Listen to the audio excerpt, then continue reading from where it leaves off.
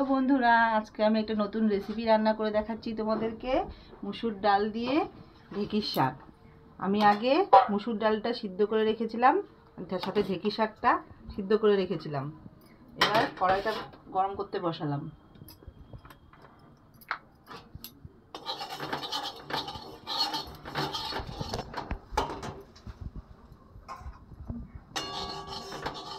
কড়াইটা গরম হলে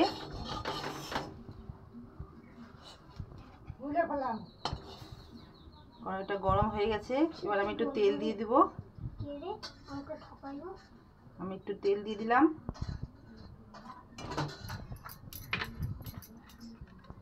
তেলের মধ্যে তেলটা একটু গরম হলে ফোড়ন দিব একটু কালো জিরে, একটু কালো জিরে দিলাম ফোড়নে। তেলটা একটু ভালো করে গরম হতে হবে।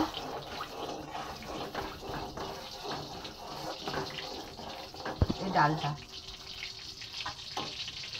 তারপরে একটু রসুন, অল্প একটু রসুন থেতো করে রেখেছিলাম, রসুনটা দিয়ে দিলাম।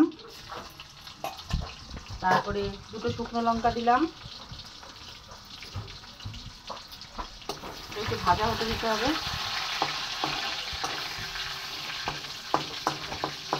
ডাল সিদ্ধের সময় কিন্তু একটু শুকনো কাঁচা লঙ্কাও দিয়ে দিয়েছিলাম।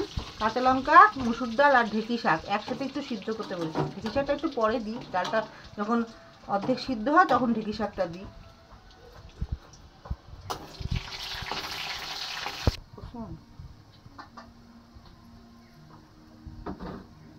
তেজপাতাও দিতে হয়, ফ্লেভারটা ভালো হয়।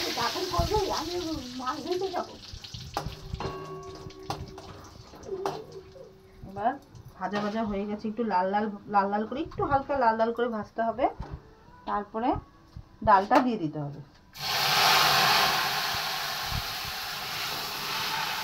যারা বেশি লঙ্কা খেতে ভালোবাসে তারা একটু বেশি করে শুকনো লঙ্কা দেবে। খুব সুন্দর ফ্লেভার বেরিয়েছে। একটু হলুদ দিব,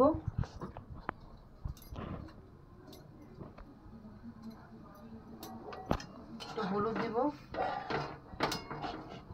লবণটা একটু নিজেদের স্বাদ মতন, আর একটু হলুদ লাগবে।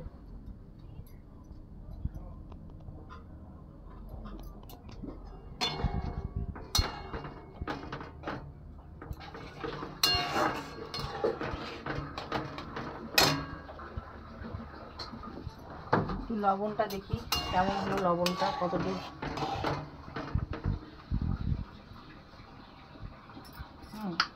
লবণ আমার ঠিকই আছে, আর একটু লবণ লাগবে, আর একটু লবণ লাগবে।